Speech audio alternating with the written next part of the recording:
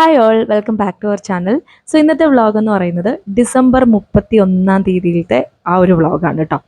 അതായത് നമ്മുടെ ന്യൂ ഇയറിൻ്റെ തലേ ദിവസത്തെ കാര്യങ്ങളൊക്കെയാണ് ഇന്നത്തെ വ്ളോഗിൽ നമ്മൾ ഷൂട്ട് ചെയ്തിട്ടുള്ളത്. അപ്പോൾ രാവിലത്തെ കുറേ കാര്യങ്ങളൊക്കെ ഞാനൊന്ന് സ്കിപ്പ് ചെയ്തിട്ട് ഒരു 10 മണി തൊട്ടുള്ള കാര്യങ്ങളൊക്കെയാണ് കേട്ടോ കാണിക്കുന്നത്. അപ്പോൾ ഇന്ന് നമ്മൾ ഒരു ചെറിയ പരിപാടിയൊക്കെ അറേഞ്ച് ചെയ്തിട്ടുണ്ട്. അതായത് കസിൻസൊക്കെ ആയിട്ട് ഒരു ചെറിയ പരിപാടി, അത് അവിടെ ചേട്ടൻ്റെ വീട്ടിലാണ്. അപ്പോൾ അതിൻ്റെ കാര്യങ്ങളൊക്കെ നമ്മൾ ഇതിനകത്ത് ഡീറ്റെയിൽ ആയിട്ട് പറയാം കേട്ടോ. അപ്പോൾ ഫസ്റ്റ് ഞാൻ പറഞ്ഞല്ലോ, ഒരു 10 മണി തൊട്ടുള്ള കാര്യങ്ങളാണ് ഞാൻ ഷൂട്ട് ചെയ്തിട്ടുള്ളത്. ഞാൻ എൻ്റെ വീട്ടിലുണ്ടായിരുന്നു. അപ്പോൾ ഇന്ന് അങ്ങോട്ടേക്ക് പോകും, കുറച്ച് കഴിയുമ്പോഴത്തേക്കും തന്നെ പോകും, ഒരു ഉച്ചയോടുകൂടി പോകും. അപ്പോൾ അതിന് മുമ്പായിട്ട് എനിക്കൊരു ടോപ്പ് ഒന്ന് ഷേപ്പ് ചെയ്തെടുക്കാനുണ്ട്. ഇത് കഴിഞ്ഞ ദിവസം ഏട്ടനെടുത്തുകൊണ്ട് വന്നതാണ്. ഇപ്പോൾ കുറേ നമ്മുടെ ബനിയനും പഴയ ഉണ്ടായിരുന്ന ഡ്രസ്സുകളൊക്കെ നമുക്ക് പയ്യെ ടൈറ്റൊക്കെ ആയി തുടങ്ങിയല്ലോ. അപ്പോൾ അതുകൊണ്ട് ഏട്ടനൊരു 2-3 ബനിയൻ എടുത്തുകൊണ്ട് വന്നായിരുന്നു. അപ്പോൾ അതിൽ ഈ ഒരു ടോപ്പ് എന്ന് പറയുന്നത്, ഇത് ശരിക്കും ബനിയൻ സൈസ് അല്ല, നമുക്ക് നന്നായിട്ട് ഇടാൻ പറ്റുന്ന, അതായത് എന്താ പറയുക, ഈ സ്കേർട്ടിൻ്റെ ഒക്കെ കൂടി ഇടാൻ പറ്റുന്ന ടൈപ്പ് ഒരു ടോപ്പാണ്. പക്ഷെ ഇത് കുറച്ച് അധികം ലൂസായിരുന്നു എനിക്ക്. അപ്പോൾ ഞാനൊന്ന് ഇത് ഷേപ്പ് ചെയ്യാം. ഇന്ന് വൈകുന്നേരം ഇതിടാന്നാണ്, നൈറ്റിലെ പ്രോഗ്രാമിന് ഇതിടാന്നാണ് ഞാൻ വിചാരിച്ചിരിക്കുന്നത്. അപ്പോൾ അതുകൊണ്ട് അതൊന്ന് ഷേപ്പ് ചെയ്യുവാണ് രാവിലെ തന്നെ. അതിനുശേഷം ഒരു 11 ആയ സമയത്ത് കുറച്ച് പഠിക്കാൻ വേണ്ടിയിട്ടിരുന്നു. ആക്ച്വലി പഠിത്തമല്ല, ജസ്റ്റ് ഒരു ക്വസ്റ്റ്യൻ പേപ്പർ വർക്കൗട്ട് ചെയ്യാൻ വേണ്ടിയിട്ടാണ് ഇരിക്കുന്നത്. അപ്പോൾ ശരിക്കും പറഞ്ഞാൽ ഞാൻ ആ ഒരു ക്രിസ്മസ് തൊട്ട് ഇങ്ങോട്ട് അങ്ങനെ പ്രൊഡക്റ്റീവായിട്ടിരുന്ന് പഠിച്ച ദിവസങ്ങൾ വളരെ കുറവാണ്. കാരണം എനിക്ക് എൻട്രിയുടെ കുറേ ക്ലാസ്സുകൾ എടുത്തു കൊടുക്കണമായിരുന്നു. ഞാൻ കഴിഞ്ഞ വീഡിയോയിലൊക്കെ പറഞ്ഞിട്ടുണ്ടല്ലോ, അതായത് നമുക്ക് LDCയുടെ പുതിയ കോഴ്സ് തുടങ്ങിയിട്ടുണ്ട്. അപ്പോൾ അതിൽ ബയോളജി എടുത്തു കൊടുക്കണം. അപ്പോൾ അതിന് വേണ്ടിയിട്ട് ഒത്തിരി ടൈം നമുക്ക് സ്പെൻഡ് ചെയ്യേണ്ടി വരുന്നുണ്ട്. ഇപ്പോൾ നോട്ട്സ് പ്രിപ്പയർ ചെയ്യുന്ന സമയത്താണെങ്കിലും ഓരോ കാര്യങ്ങളും നമ്മുടെ SCRT-യിലുള്ളത് നമ്മൾ ഇൻക്ലൂഡ് ചെയ്യുന്നുണ്ട്. അതുകൂടാതെ SCRT-യിൽ ഇല്ലാത്ത പല കാര്യങ്ങളും നമുക്ക് ഉണ്ടല്ലോ. അപ്പോൾ അതെല്ലാം കറക്റ്റ്, എന്താ പറയുക, കറക്റ്റായിട്ടുള്ള ഇൻഫർമേഷൻ ആണോ, അങ്ങനെയൊക്കെ നോക്കി കുറേ സമയം, ശരിക്കും പറഞ്ഞാൽ ഒരു നോട്ടൊക്കെ പ്രിപ്പയർ ചെയ്യാൻ വേണ്ടിയിട്ട് 3 മണിക്കൂർ 4 മണിക്കൂറൊക്കെ വരെ എടുക്കാറുണ്ട്. പിന്നെ അതിരുന്ന് ടൈപ്പ് ചെയ്ത് അത് നോട്ട്സ് പ്രസൻറ്റേഷൻ ആക്കിയിട്ട് പിന്നെ ക്ലാസ് എടുക്കണം. അപ്പോൾ എങ്ങനെ വന്നാലും ഒരു 4-5 മണിക്കൂർ പോകും. അപ്പോൾ ശരിക്കും പറഞ്ഞാൽ എനിക്ക് കൃത്യമായിട്ട് പഠിക്കാനേ പറ്റിയിട്ടുണ്ടായിരുന്നില്ല. അപ്പോൾ അതുകൊണ്ട് എനിക്ക് ഭയങ്കര വിഷമമായിരുന്നു കേട്ടോ. ഒരു 1-2 ദിവസമായിട്ട് കൃത്യമായിട്ടൊന്നും പഠിക്കാതെ വരുമ്പോഴത്തേക്കും ഓഫ് കോഴ്സ് നമുക്കൊരു ബുദ്ധിമുട്ടുണ്ടാവുമല്ലോ. പിന്നെ അത് മാത്രമല്ല, എനിക്ക് ഹെൽത്ത് വൈസും കുറച്ച് ഇഷ്യൂസൊക്കെ ഉണ്ടായിരുന്നു. ഇപ്പോൾ ഇന്ന് രാവിലെ ആണെങ്കിലും വോമിറ്റിംഗ് ഉണ്ടായിരുന്നു. കഴിഞ്ഞ 1-2 ദിവസങ്ങളിലൊക്കെ വോമിറ്റിംഗ് ഉണ്ടായിരുന്നു. അപ്പോൾ അതിൻ്റെ ഒരു ക്ഷീണവും കൂടി വന്നിട്ടാണ്, എന്താ പറയുക, ഞാൻ തീരെ കട്ടിലിൽ തന്നെ കിടപ്പായിരുന്നു. പിന്നെ എണീക്കുന്ന സമയത്ത്, അല്ലെങ്കിൽ നമ്മൾ കുറച്ച് എനർജറ്റിക് ആയിട്ടിരിക്കുന്ന സമയത്തൊക്കെ എൻട്രിയുടെ നോട്ട്സ് പ്രിപ്പയർ ചെയ്യും ഒക്കെ ആയിരുന്നു. അപ്പോൾ ശരിക്കും പറഞ്ഞാൽ ഈ ഒരു LDCക്ക് വേണ്ടി പ്രിപ്പയർ ചെയ്യുന്ന കാര്യം, അല്ലെങ്കിൽ പ്രിപ്പയർ ചെയ്യാം, ഇത് എന്തായാലും നോക്കണം എന്നുള്ള രീതിയിൽ ഞാൻ ഏട്ടൻ്റെ അടുത്ത് സംസാരിച്ചപ്പോൾ തന്നെ ആളെൻ്റെ അടുത്ത് പറഞ്ഞാണ്, ഇനിയിപ്പം എന്താ പറയുക, എല്ലാം കൂടെ മാനേജ് ചെയ്യാൻ ബുദ്ധിമുട്ടാണല്ലോ ഇങ്ങനെ ഇരിക്കുന്ന സമയമല്ലേ, അപ്പം ജോലി എൻട്രിയിലെ അത് കുറച്ച് നാളത്തേക്ക് വേണ്ടെന്ന് വെച്ചിട്ടിരുന്ന് പഠിക്കുക എന്നുള്ള രീതിയിൽ പറഞ്ഞു. പക്ഷേ ഒരു പ്രശ്നം എന്താണെന്ന് വെച്ചാൽ, അത് എൻ്റെ പ്രശ്നമാണ് കേട്ടോ. അതായത് ഞാൻ കഴിഞ്ഞ വീഡിയോയിലൊക്കെ പറഞ്ഞിട്ടുണ്ട്, കുറേ കാലങ്ങളായിട്ട് ഞാനിങ്ങനെ ഏൺ ചെയ്ത് വന്നതുകൊണ്ടായിരിക്കാം എനിക്ക് പെട്ടെന്ന് അങ്ങനെ ഏൺ ചെയ്യാതിരിക്കുന്ന ഒരു അവസ്ഥയെ പറ്റി ആലോചിക്കാൻ പോലും പറ്റുന്നില്ല. അപ്പോൾ അതുകൊണ്ട് തന്നെ എനിക്ക് ഭയങ്കര ബുദ്ധിമുട്ടാണ് അങ്ങനെ ഒരു ജോലിയും ഇല്ലാതെ, ജോലിയെല്ലാം കംപ്ലീറ്റ് ഉപേക്ഷിച്ച് PSC പഠിക്കാനിരിക്കുക എന്നുള്ളത്. പിന്നെ ഓഫ് കോഴ്സ് നമുക്കറിയാമല്ലോ, നമ്മുടെ ഒരു PSCയുടെ കാലതാമസമൊക്കെ വെച്ചിട്ട് എത്ര നാൾ നമ്മൾ അങ്ങനെ ഇരുന്ന് പോകുമെന്ന് അറിയില്ലല്ലോ. അപ്പോൾ അങ്ങനെ ഒരു ഇഷ്യൂ ഉണ്ട്. പിന്നെ വേറൊരു കാര്യം എന്ന് പറയുന്നത്, ഇപ്പം ഈ ഒരു എൻട്രിയിലെ ഈ ഒരു ജോലി എന്ന് പറയുന്നത് ശരിക്കും പറഞ്ഞാൽ ഞാനത് എപ്പോഴും ഭയങ്കരമായിട്ട് ഗ്രേറ്റ്ഫുൾ ആയിട്ട്, അല്ലെങ്കിൽ ഭയങ്കരമായിട്ട് നന്ദി പറയുന്ന ഒരു കാര്യമാണ്. കാരണം ഇപ്പം ഇങ്ങനെ പ്രഗ്നൻ്റൊക്കെ ആയിരിക്കുന്ന സമയത്ത് നമുക്ക് ഏത് തരം ജോലി ഉണ്ടെങ്കിലും, അതിപ്പോൾ ഒരു ഓഫീസ് ജോലി ആണെങ്കിലും, ഇപ്പോൾ നമ്മൾ കോളേജിലൊക്കെ ആണെങ്കിലും നമുക്ക് കുറേ ഡിഫിക്കൽട്ടീസ് ഉണ്ട് പോകാനും വരാനും, പ്രത്യേകിച്ച് ഇങ്ങനെ വോമിറ്റിംഗ് ഒക്കെ ഉള്ള സമയത്ത്. പക്ഷേ ഇത് നമുക്ക് ഓൺലൈൻ ആയതുകൊണ്ട് തന്നെ അവിടെ സ്റ്റുഡിയോയിൽ പോയി എടുക്കേണ്ട ക്ലാസ്സുകളുണ്ട് കേട്ടോ. പക്ഷേ ഞാനിപ്പോൾ ഇങ്ങനെ ഇരിക്കുന്നത് കൊണ്ട് എനിക്ക് സ്റ്റുഡിയോയിൽ പോകണ്ട, വീട്ടിലിരുന്ന് തന്നെ ചെയ്യാൻ പറ്റും. അപ്പോൾ വീട്ടിലിരുന്ന് തന്നെ നമ്മുടെ കംഫർട്ടബിൾ ആയിട്ടുള്ള സമയത്ത് ചെയ്ത് നമുക്ക് അത്യാവശ്യം നല്ല രീതിയിൽ ഏൺ ചെയ്യാൻ പറ്റുന്നത് ഒരു വലിയ കാര്യം തന്നെയാണ്. അപ്പം അത് പെട്ടെന്ന് അങ്ങ് ഡ്രോപ്പ് ചെയ്യാൻ നമുക്ക് പറ്റില്ലല്ലോ. അപ്പോൾ അതുകൊണ്ടൊക്കെയാണ് ഞാൻ എന്തായാലും ജോലിയുടെ ഒപ്പം തന്നെ പഠിക്കാമെന്ന് വിചാരിച്ചത്. എനിക്കറിയില്ല ആ ഡിസിഷൻ എത്രമാത്രം ശരിയാണ്, അല്ലെങ്കിൽ എനിക്ക് കൃത്യമായിട്ട് പഠിക്കാൻ പറ്റും. ഇപ്പോൾ ഇങ്ങനെ പ്രഗ്നൻ്റ് ആയിരിക്കുന്നത് കൊണ്ട് ജോലിയുടെ സമയം നോക്കണം, പിന്നെ ബാക്കിയുള്ള ഹെൽത്ത് വൈസുള്ള ഡിഫിക്കൽട്ടീസൊക്കെ അതിൻ്റേതായ ബുദ്ധിമുട്ടുകൾ വരുന്നുണ്ട്. ഇതിൻ്റെ ഒക്കെ ഒപ്പം നമ്മൾ പഠിക്കുകയും കൂടെ ചെയ്യുമ്പോഴത്തേക്കും ഒത്തിരി സമയമൊക്കെ ചില സമയത്തൊക്കെ നമ്മൾ കുറേ ടൈം ഇങ്ങനെ കസേരയിൽ തന്നെ ഇരുന്നിരുന്ന് എണീക്കുന്ന സമയത്ത് എൻ്റെ നടുവൊക്കെ നിവർന്ന് നിൽക്കാൻ പറ്റാത്തൊരവസ്ഥയിലൊക്കെ വരാറുണ്ട്. പിന്നെ ഞാൻ ഡോക്ടറിൻ്റെ അടുത്ത് പറഞ്ഞപ്പോഴും ഡോക്ടർ എൻ്റെ അടുത്ത് പറഞ്ഞു റെസ്റ്റ് എടുക്കണം. റെസ്റ്റ് എടുക്കുക ഇൻ ദ സെൻസ് ഇങ്ങനെ കണ്ടിന്യൂസ് ആയിട്ട് ഇരിക്കരുത്. ഒരു 20 മിനിറ്റ്സ് അല്ലെങ്കിൽ ഒരു 25 മിനിറ്റ്സ് ആകുമ്പോൾ ഒന്ന് ജസ്റ്റ് എണീറ്റ് അങ്ങോട്ടും ഇങ്ങോട്ടും ഒക്കെ നടക്കുക. അപ്പം അങ്ങനെയൊക്കെ ചെയ്യുന്നുണ്ട്. എന്നാൽ പോലും ചിലപ്പോൾ അങ്ങ് ഇരിക്കുമ്പോഴത്തേക്കും ഇപ്പോൾ ഒരു ക്ലാസ് നമ്മൾ എടുക്കുന്ന ഒരു ക്ലാസ് ഇപ്പോൾ ഒരു 45 മിനിറ്റ്സ് ഉണ്ടെന്ന് വിചാരിക്കും. അപ്പോൾ ഒരു 25 മിനിറ്റ്സ് ആകുമ്പോഴത്തേക്കും ഓക്കെ എന്നാൽ എണീറ്റ് നടക്കാൻ തോന്നും. അപ്പോൾ നമ്മൾ വിചാരിക്കില്ല എന്തായാലും 45 മിനിറ്റ്സിൻ്റെ ക്ലാസ് കംപ്ലീറ്റ് ചെയ്തിട്ട് പിന്നെ എണീക്കാമെന്ന് വിചാരിക്കും. അപ്പോൾ അങ്ങനെ ഇരുന്നിരുന്ന് ഒരു 1 അവർ ഒക്കെ വരെ അവിടെ അങ്ങ് ഇരുന്ന് പോകും. അപ്പോൾ അങ്ങനെയൊക്കെ കുറേ ഇഷ്യൂസൊക്കെ ഉണ്ട്. പക്ഷേ എന്താ പറയുക, നമുക്ക് എന്തെങ്കിലുമൊക്കെ നേടണമെങ്കിൽ നമ്മൾ കുറച്ച് കുറച്ച് ബുദ്ധിമുട്ടണം അല്ലേ. അപ്പോൾ ഇങ്ങനെ വർക്ക് ചെയ്യുന്നതോ അല്ലെങ്കിൽ ഇപ്പോൾ ഉണ്ടാകുന്ന ബുദ്ധിമുട്ടുകളോ ഒന്നും അല്ല എൻ്റെ പ്രശ്നം. ഇതിൻ്റെ ഒക്കെ ഇടയിൽ എനിക്ക് കൃത്യമായിട്ട് പഠിക്കാൻ പറ്റിയില്ലെങ്കിൽ അത് ഭയങ്കര ഒരു വിഷമമാണ്. പഠിക്കാൻ പറ്റുന്നില്ലല്ലോ, അല്ലെങ്കിൽ ഇപ്പോൾ ഒരു ദിവസം നന്നായിട്ട് പഠിച്ചു പിറ്റേ ദിവസം അത് എല്ലാവർക്കും എനിക്ക് തോന്നുന്നു എല്ലാവർക്കും അങ്ങനെ ഒരു ഇഷ്യൂ ഉണ്ടെന്ന് തോന്നുന്നു. എനിക്കിപ്പോൾ എങ്ങനെയാണെന്ന് വെച്ചാൽ ഒരു ദിവസം ഞാൻ ഒരു 1, 2, 3 ദിവസമൊക്കെ ഞാൻ കറക്റ്റ് ക്ലാസ്സിന് വേണ്ടിയിട്ട് കുറച്ച് സമയം മാറ്റി വെക്കും. അതിൻ്റെ നോട്ട്സ് പ്രിപ്പറേഷന് കുറച്ച് സമയം മാറ്റി വെക്കും. പിന്നെ നമ്മുടെ പഠിത്തത്തിൻ്റെ കാര്യങ്ങളൊക്കെ ചെയ്യും. പക്ഷേ ചിലപ്പോൾ 4-ാമത്തെ ഒരു ദിവസം എൻ്റെ ഹെൽത്ത് വൈസ് ഞാൻ അത്ര ഓക്കെ ആയിരിക്കില്ല, ഒരു ഭയങ്കര ക്ഷീണമൊക്കെ ആയിരിക്കും. അപ്പോൾ ഇതൊന്നും നടക്കില്ല. അപ്പോൾ 1-2 ദിവസം ഇത് നടക്കാതെ വരുമ്പോഴത്തേക്കും പിന്നെ ഇത് ഫുൾ നമുക്ക് പെൻഡിങ് ആയി. പഠിത്തത്തിൻ്റെ കാര്യമാണെങ്കിലും പെൻഡിങ് ആയി, ജോലിയുടെ കാര്യമാണെങ്കിലും പെൻഡിങ് ആയി. പക്ഷേ നമ്മൾ ഫസ്റ്റ് പ്രയോറിറ്റി എപ്പോഴും ജോലിക്ക് കൊടുക്കണം. കാരണം നമ്മൾ കമ്മിറ്റ് ചെയ്ത ക്ലാസ്സുകളാണല്ലോ എന്നുള്ള രീതിയിൽ അത് ചെയ്ത് കൊടുക്കാൻ വേണ്ടിയിട്ടിരിക്കുമ്പോൾ പിന്നെ നമ്മുടെ ഒരു 2-3 ദിവസം അടുപ്പിച്ചങ്ങ് പോകും. അപ്പോൾ അതൊക്കെ ഓർക്കുമ്പോഴത്തേക്കും ഒന്നും പഠിക്കാൻ പറ്റിയില്ലല്ലോ, അങ്ങനെ ഭയങ്കര ഒരു കുറ്റബോധമൊക്കെ തോന്നും. പക്ഷെ കുഴപ്പമില്ല, നമ്മളെ കൊണ്ട് പറ്റുന്നത്ര മാക്സിമം ട്രൈ ചെയ്യുക എന്നുള്ളതാണ്. അപ്പോൾ ഇന്ന് എന്തായാലും ഞാൻ കൂടുതലൊന്നും എനിക്ക് പഠിക്കാൻ പറ്റിയില്ല. അതായത് ഈ ഒരു ദിവസം ഇനിയിപ്പോൾ ഫുൾ തിരക്കായിരിക്കും, ഉച്ച കഴിഞ്ഞും രാത്രിയിലും ഒക്കെ തിരക്കായതുകൊണ്ട്. പിന്നെ ഇരുന്ന് ഇപ്പോൾ 2-3 ദിവസമായിട്ട് ഇരുന്ന് പഠിക്കാത്തത് കൊണ്ട് എനിക്ക് ചെന്നിരുന്ന് ഏത് സബ്ജക്റ്റ് എടുക്കണം, റിവിഷൻ ചെയ്യണം, അങ്ങനെയൊക്കെ ആകെ ഫുൾ കൺഫ്യൂഷൻ ആവും. അപ്പോൾ അതുകൊണ്ട് ഞാൻ വിചാരിച്ചു എന്തായാലും ഒരു previous year question paper work out ചെയ്യാം. അപ്പം കുറച്ച് സമയമെങ്കിലും ആ ക്വസ്റ്റ്യൻസുമായിട്ടൊക്കെ പരിചയപ്പെട്ട് പിന്നെ നമ്മളത് ചെയ്യുന്നൊരിതായതുകൊണ്ട് നമ്മൾ അത്രയ്ക്ക് മടിക്കില്ലല്ലോ. അപ്പോൾ അങ്ങനെ ഞാൻ ഈ റീസെൻ്റ് ആയിട്ട് നടന്ന ഒരു എക്സാമിൻ്റെ ക്വസ്റ്റ്യൻ പേപ്പറാണ് വർക്കൗട്ട് ചെയ്യുന്നത്. എൻ്റെ കയ്യിൽ ആ PYQൻ്റെ ബുക്ക്, അതായത് ലക്ഷ്യയുടെ PYQൻ്റെ ബുക്ക് എൻ്റെ കയ്യിൽ ഉണ്ടായിരുന്നു. ഞാനൊരു റിവ്യൂ ഒക്കെ ചെയ്തിട്ടുണ്ടായിരുന്നു. പക്ഷേ ആ ബുക്ക് ഞാൻ വീട്ടിലേക്ക് വന്നപ്പോൾ എടുത്തിട്ടുണ്ടായിരുന്നില്ല. അപ്പോൾ അതുകൊണ്ടാണ് ഞാനിപ്പോൾ ഫോൺ വെച്ചിട്ട് നമ്മുടെ റീസെൻ്റ് ആയിട്ട് നടന്ന ഒരു ക്വസ്റ്റ്യൻ പേപ്പറാണ് വർക്കൗട്ട് ചെയ്യുന്നത്. അപ്പോൾ ഇങ്ങനത്തെ മോക്ക് ടെസ്റ്റുകൾ ചെയ്യുന്നത് ശരിക്കും പറഞ്ഞാൽ വളരെ യൂസ്ഫുൾ ആണ്. നിങ്ങൾക്കിപ്പം എന്താ പറയുക, ഓൾട്ടർനേറ്റീവ് ഡേയ്സിൽ ഇങ്ങനെ PYQ ചെയ്യാൻ പറ്റുമെങ്കിൽ അത് നല്ലതാണ് കേട്ടോ. പ്രത്യേകിച്ച് ഇങ്ങനെ കുറേ പഠിച്ച് ഇരിക്കുന്നവരുണ്ടല്ലോ, അതായത് മുമ്പ് തൊട്ടേ PSCക്ക് വേണ്ടി പ്രിപ്പയർ ചെയ്തിട്ട് LDCയുടെ സിലബസ് ഒക്കെ കവർ ചെയ്തിട്ടുള്ള ആൾക്കാരുണ്ടായിരിക്കുമല്ലോ. അവർക്കൊക്കെ ആണെങ്കിൽ ഡെയിലി ഒരു ക്വസ്റ്റ്യൻ പേപ്പർ ചെയ്യുന്നത് നല്ലതാണ്. പക്ഷെ ഞാൻ ഇപ്പോഴാണ് ശരിക്കും പറഞ്ഞാൽ ഒന്ന് പഠിക്കാൻ തുടങ്ങി. അതുകൊണ്ട് ഞാൻ കംപ്ലീറ്റ് ടോപ്പിക്സ് ഒന്നും കവർ ചെയ്തിട്ടില്ല. എന്നാലും ഞാൻ വീക്ക്ലി ഒരു ക്വസ്റ്റ്യൻ പേപ്പർ എങ്കിലും ചെയ്യാൻ ശ്രമിക്കാറുണ്ട്. ഒരു ക്വസ്റ്റ്യൻ പേപ്പർ ചെയ്യാന്ന് പറഞ്ഞാൽ നമ്മൾ വെറുതെ ക്വസ്റ്റ്യൻ പേപ്പർ നോക്കിയിട്ട് എന്താ പറയുക ബബിൾ ചെയ്ത് അതിൻ്റെ എത്ര മാർക്ക് ഉണ്ടെന്ന് നോക്കി പോകാന്നുള്ളതല്ല.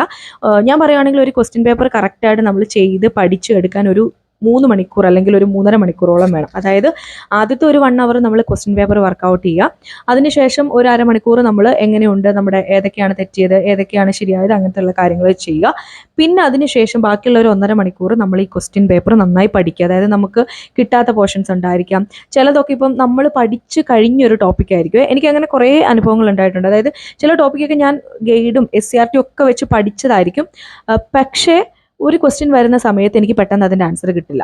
അപ്പോൾ അത് ഞാൻ പിന്നെ വീണ്ടും അത് ആ ഒരു ചിലപ്പോൾ നമ്മൾ നോട്ട് ചെയ്യാത്തൊരു പോയിന്റ് ആണെങ്കിൽ അവിടെ ചെന്ന് എഴുതും, അല്ലെങ്കിൽ അത് വീണ്ടും ഇരുന്ന് പഠിച്ച് അങ്ങനെയൊക്കെയാണ്. അപ്പോൾ അതുകൊണ്ട് എപ്പോഴും ക്വസ്റ്റ്യൻ പേപ്പർ നോക്കുന്ന സമയത്ത് എന്താ പറയുക, കുറച്ച് ടൈം കൊടുത്ത് തന്നെ നമ്മൾ ക്വസ്റ്റ്യൻ പേപ്പർ നോക്കുക. അല്ലാതെ വെറുതെ നമ്മൾ ഒരു ക്വസ്റ്റ്യൻ പേപ്പർ എടുത്ത് വെച്ച് വർക്കൗട്ട് ചെയ്യുന്നു, അതിൻ്റെ മാർക്ക് എഴുതുന്നു, പിറ്റേ ദിവസം അടുത്ത ക്വസ്റ്റ്യൻ പേപ്പർ ചെയ്യുന്നു. അപ്പോൾ ആ പ്രീവിയസ് ആയിട്ട് ചെയ്ത ക്വസ്റ്റ്യൻ പേപ്പർ നമ്മൾ പഠിക്കാതെ മുന്നോട്ട് പോയിട്ട് കാര്യമില്ല. പിന്നെ അതേപോലെ തന്നെ കറണ്ട് അഫേഴ്സ് ഒക്കെ ആണെങ്കിൽ പോലും ആ ഒരു ക്വസ്റ്റ്യൻ പേപ്പർ 2021 ഒരു ക്വസ്റ്റ്യൻ പേപ്പർ നിങ്ങൾ ചെയ്യുവാണെങ്കിൽ ആ തവണ ചോദിച്ച കറണ്ട് അഫേഴ്സിൽ തന്നെ ഇപ്പോൾ ഏതെങ്കിലും ഒരു അവാർഡ് ആണെങ്കിൽ അത് 20 കാര്യമൊക്കെ ആയിരിക്കും ചിലപ്പോൾ ചോദിച്ചിട്ടുള്ളത്. അപ്പോൾ അതിൻ്റെ തന്നെ എന്ത് ചെയ്യുക, നിങ്ങൾ 22 ആർക്കാണ് അവാർഡ് കിട്ടിയത്, 23 ആർക്കാണ് അവാർഡ് കിട്ടിയത്, അങ്ങനത്തെ കാര്യങ്ങളൊക്കെ നോക്കുക.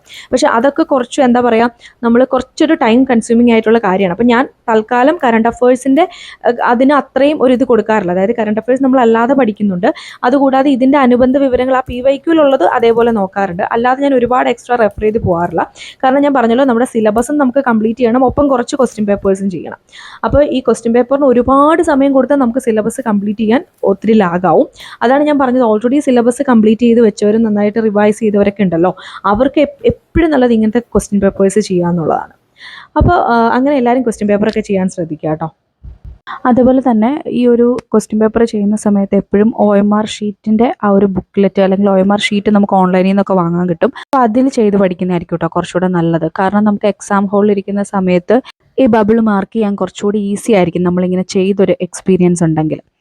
ഓക്കെ, അപ്പോൾ അങ്ങനെ കുറച്ച് സമയം ഇരുന്ന് ഞാൻ പഠിച്ചു എന്നല്ല, ആ ഒരു ക്വസ്റ്റ്യൻ പേപ്പർ ഒന്ന് ചെയ്തു. ക്വസ്റ്റ്യൻ പേപ്പറിൻ്റെ മാർക്കൊക്കെ കറക്റ്റ് ഒന്ന് നോക്കി, കുറച്ച് ക്വസ്റ്റ്യൻസ് മാത്രം തെറ്റിപ്പോയതൊന്ന് പഠിച്ചു. എന്നിട്ട് ഞങ്ങൾ പിന്നെ നേരെ ഇങ്ങോട്ടേക്ക് പോന്നു, അതായത് ചേട്ടൻ്റെ വീട്ടിലേക്ക് പോന്നു. ഞാൻ പറഞ്ഞില്ലേ വൈകുന്നേരം അവിടെ ഒരു ചെറിയൊരു പരിപാടി നമ്മൾ അറേഞ്ച് ചെയ്തിട്ടുണ്ട്. അപ്പോൾ അതുകൊണ്ട് അതിൻ്റേതായ കുറച്ച് തിരക്കുകളൊക്കെ അവിടെ ഉണ്ട്. അപ്പോൾ ആദ്യം തന്നെ ഞങ്ങൾ വന്നിട്ട് വീട് കംപ്ലീറ്റ് ആയിട്ട് ഒന്ന് വൃത്തിയാക്കാമെന്ന് വിചാരിച്ചു. നമ്മൾ ശരിക്കും ഡെയിലി അടിച്ചാലും അതേപോലെ ഒരു ഒന്നര ആഴ്ചയൊക്കെ കൂടുമ്പോഴത്തേക്കും ഒന്ന് തുടച്ചിട്ടാലും ഈ കട്ടിലിൻ്റെ അടിയിലൊക്കെ പൊടികളുണ്ടാവുമല്ലോ. അപ്പോൾ അത് ശരിക്കും കട്ടിലൊക്കെ ഒന്ന് മാറ്റിയിട്ട് വേണം അങ്ങനെയുള്ളതൊക്കെ ഒന്ന് ക്ലീൻ ചെയ്യാൻ വേണ്ടിയിട്ട്.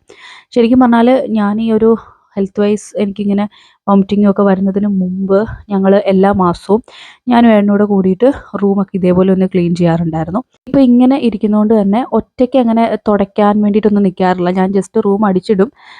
ഇപ്പോൾ തുടയ്ക്കണം എന്ന് വിചാരിച്ചാലും അമ്മയാണെങ്കിലും അല്ലെങ്കിൽ ഏട്ടനാണെങ്കിലും പറഞ്ഞിട്ട് പോവും, ഞാനുള്ളപ്പോൾ തുടച്ചാൽ മതി എന്ന് പറഞ്ഞ്. അപ്പോൾ അതുകൊണ്ട് ഞാൻ അങ്ങനെ തുടയ്ക്കാറില്ലായിരുന്നു. പിന്നെ എന്തായാലും നമുക്കതുകൊണ്ട് മൊത്തത്തിലൊന്ന് ക്ലീൻ ചെയ്യാമെന്ന് വിചാരിച്ചു. അപ്പോൾ അവിടെ താഴെ അച്ഛൻ്റെ എന്താ പറയുക പൊറോട്ട ചിക്കൻ കറി ഒക്കെ ഉണ്ടാക്കുന്നതിൻ്റെ പരിപാടികളിലായിരുന്നു. അപ്പോൾ അച്ഛൻ നന്നായിട്ട് പൊറോട്ട ഉണ്ടാക്കും. അതുകൊണ്ട് അച്ഛനാണ് പൊറോട്ടയും ചിക്കൻ കറിയും ഒക്കെ ഉണ്ടാക്കിയത്. ഇതെന്താണെന്ന് വെച്ചാൽ ശരിക്കും പറഞ്ഞാൽ നമ്മൾ എന്തെങ്കിലുമൊക്കെ പ്രോഗ്രാംസ് ഒക്കെ വരുമ്പോൾ, അതായത് ഇപ്പോൾ എൻ്റെ ബർത്ത്ഡേ സെലിബ്രേറ്റ് ചെയ്ത സമയത്തും ഏട്ടൻ്റെ ബർത്ത്ഡേ സെലിബ്രേറ്റ് ചെയ്ത സമയത്തും ഒക്കെ ഇങ്ങനെ അച്ഛൻ പൊറോട്ട ഉണ്ടാക്കുമായിരുന്നു. അപ്പോൾ എൻ്റെ അനിയത്തി അവൾ വെളിയിലാണ്, നഴ്സിംഗ് പഠിക്കുകയാണ്. അപ്പം ആള് അച്ഛനെ വിളിക്കുമ്പോഴത്തേക്കും പറയും അവൾ വരുമ്പോഴത്തേക്കും ഇതുപോലെ ഉണ്ടാക്കി തന്നെ എന്ന് പറയും. അപ്പോൾ അങ്ങനെ ഈ തവണ അവൾ ലീവിൽ വന്നപ്പോൾ അച്ഛൻ പറഞ്ഞു എന്നാൽ പിന്നെ എല്ലാവരെയും കസിൻസിനെയൊക്കെ വിളിച്ചിട്ട് എല്ലാവർക്കും കൂടെ ന്യൂ ഇയറിന് ഇവിടെ കൂടാമെന്ന് പറഞ്ഞ് അങ്ങനെയാണ് ശരിക്കും ഈ ഒരു പരിപാടി നമ്മൾ പ്ലാൻ ചെയ്യുന്നത്.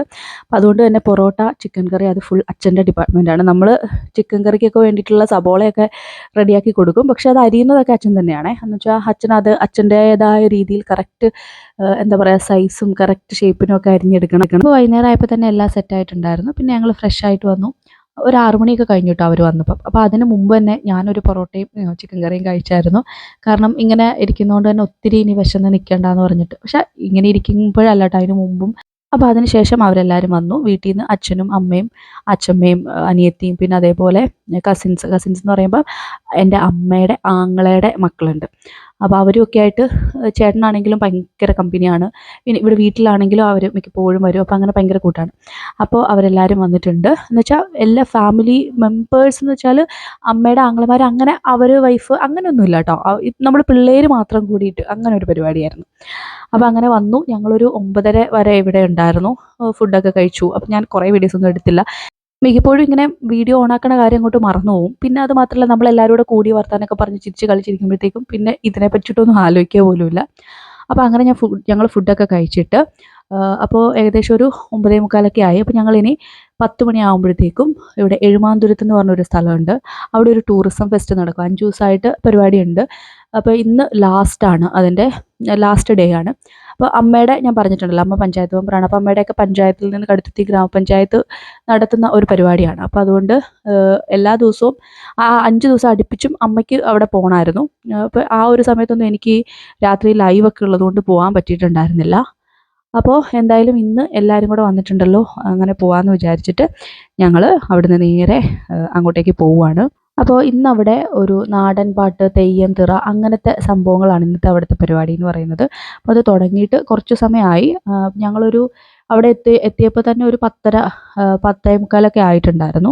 ഇവിടെ ശരിക്കും പറഞ്ഞാൽ ഈ 5 ദിവസവും രാവിലെ തൊട്ട് ഒരുപാട് പരിപാടികളുണ്ട്. ഒരുപാട് കോമ്പറ്റീഷനുണ്ട്, വള്ളംകളി മത്സരം, അങ്ങനെ കുറേ കാര്യങ്ങളൊക്കെ ഉണ്ട്. പക്ഷേ രാത്രിയിൽ വരുന്നത് പ്രത്യേക ഒരു ഭംഗിയാണ് കേട്ടോ. അതായത് മൊത്തത്തിൽ ഇങ്ങനെ ലൈറ്റും അങ്ങനെ കുറേ കാര്യങ്ങളൊക്കെ ഉണ്ട്. ഇത് ശരിക്കും എല്ലാ വർഷവും നടക്കാറുണ്ട്. കഴിഞ്ഞ വർഷവും നടന്നിട്ടുണ്ടായിരുന്നു. കഴിഞ്ഞ വർഷം ഞങ്ങൾ ഇതുപോലെ ഏതോ ഒരു ദിവസം മാത്രം ഇങ്ങനെ പോയിട്ട് അന്ന് ജസ്റ്റ് എന്താ ഒരു ഗാനമേളയോ അങ്ങനെ മറ്റുണ്ടായിരുന്നുള്ളൂ. അപ്പോൾ ആ സമയത്ത് പോയിട്ടുണ്ടായിരുന്നു. അപ്പോൾ ഇപ്പോൾ 5 ദിവസവും നല്ല പരിപാടികളായിരുന്നു എല്ലാ ദിവസവും വൈകുന്നേരം ഉള്ളത്. കഴിഞ്ഞ ദിവസം ഒരു നാടകം ഉണ്ടായിരുന്നു. അതായത് ഞാൻ പറഞ്ഞിട്ടുണ്ടല്ലോ മരിച്ചുപോയ എൻ്റെ ഒരു മാമനെ പറ്റി, മാമൻ്റെ സുഹൃത്തുക്കളുടെ ഒരു നാടകമായിരുന്നു. അത് വളരെ ഗംഭീരമായിരുന്നു എന്ന് ഒത്തിരി പേര് പറഞ്ഞു. പക്ഷെ അന്ന് എനിക്കിതുപോലെ ക്ലാസ് ഉള്ളതുകൊണ്ട് തന്നെ എനിക്ക് പോകാൻ പറ്റിയില്ല, ലൈവായിരുന്നു. അപ്പം നമുക്കത് ക്യാൻസൽ ചെയ്യാൻ പറ്റില്ല, നേരത്തെ പറഞ്ഞതായിരുന്നു. അപ്പോൾ അതുകൊണ്ട് ഇന്നത്തെ പരിപാടി എന്തായാലും പോയി കാണാമെന്ന് വിചാരിച്ചു. അപ്പോൾ നല്ല തിരക്കാണ്. ഇങ്ങനെ തിരക്കുള്ള സ്ഥലത്തൊക്കെ ഞാൻ അധികം അങ്ങനെ പോയി നിൽക്കാറില്ല ഇപ്പം. പക്ഷെ എന്നാലും ഒരു കുറച്ച് സമയം അവിടെ സ്പെൻഡ് ചെയ്തു. അതിനുശേഷം നമ്മൾ വിചാരിച്ചു ശരിക്കും ഈ പരിപാടി ഒരു 11:30 ആകുമ്പോൾ തീരുമെന്ന് കേട്ടോ ഞങ്ങൾ ഓർത്തത്. പക്ഷെ അപ്പോഴൊന്നും തീർന്നില്ല. എനിക്ക് തോന്നുന്നു ഒരു 12 അടുത്താണ് തീരാറായത്. പക്ഷെ ഞങ്ങളൊരു 11:30 കഴിഞ്ഞപ്പോൾ തന്നെ അവിടെ നിന്ന് പോന്നായിരുന്നു. എന്ന് വെച്ചാൽ തിരിച്ച് വീട്ടിലേക്ക് പോയിട്ട് 12 മണി ആകുമ്പോഴത്തേക്കും, അതായത് ന്യൂ ഇയർ നമുക്ക് വീട്ടിൽ വെച്ചിട്ട് എല്ലാവരും കസിൻസൊക്കെ ഉണ്ടല്ലോ, അപ്പോൾ എല്ലാവരും കൂടെ അവിടെ വെച്ച് ആ 12 മണി എന്നുള്ള സമയം വീട്ടിൽ വന്നിട്ടായാൽ മതിയല്ലോ എന്ന് വിചാരിച്ചിട്ട് നമ്മളൊരു 11:30 കഴിഞ്ഞപ്പോഴത്തേക്ക് അവിടെ നിന്ന് പോന്നിട്ടുണ്ടായിരുന്നു. അപ്പോൾ ഞങ്ങൾ 2 കാറിലായിട്ടായിരുന്നു പോയത്. അപ്പോൾ ആദ്യം ചെന്നവർ വീട്ടിലെത്തി. പക്ഷെ ഞങ്ങൾ വന്നപ്പോൾ കുറച്ചുകൂടെ ഒന്ന് ലേറ്റായി, ഒരു 5 മിനിറ്റ്സ് കൂടെ ലേറ്റ് ആയതുകൊണ്ട് 12 മണി ജസ്റ്റ് എന്താ പറയുക, റോഡിലൂടെ പോകുന്ന സമയത്ത് തന്നെ 12 ആയിട്ടോ. പക്ഷെ അതും ഒരു രസകരമായിട്ടുള്ള കാഴ്ചയായിരുന്നു. കാരണം റോഡിൻ്റെ സൈഡിലൊക്കെ നിന്നിട്ട് കുറേ പേര് ഇതേപോലെ പടക്കമൊക്കെ പൊട്ടിച്ച് ആ ഒരു 12 മണിയായ സമയത്തെ ഒരു ആഘോഷം നല്ല രസമായിരുന്നു കാണാനൊക്കെ. അപ്പോൾ എന്തായാലും ഞങ്ങളൊരു 12:05 വീട്ടിൽ ചെന്നപ്പോൾ പിന്നെ ഞങ്ങൾ എല്ലാവരും കൂടെ ഹാപ്പി ന്യൂ ഇയർ ഒക്കെ പറഞ്ഞ് ഒരു വീഡിയോ ഒക്കെ എടുത്ത് അങ്ങനെ ശരിക്കും പറഞ്ഞാൽ അന്ന് കിടന്നപ്പോൾ ഏകദേശം ഒരു 2 മണിയോളം ആയിട്ടുണ്ടായിരുന്നു കേട്ടോ. അപ്പോൾ അതുകൊണ്ട് തന്നെ കൂടുതൽ പഠിത്തത്തിനെ പറ്റിയൊന്നും പറയാനില്ല. സോ അടുത്തൊരു വ്ളോഗ് എന്തായാലും എൻ്റെ ഒരു പ്രൊഡക്റ്റീവ് ഡേ ഇൻ മൈ ലൈഫാണ് കേട്ടോ പ്ലാൻ ചെയ്യുന്നത്. So thank you for watching.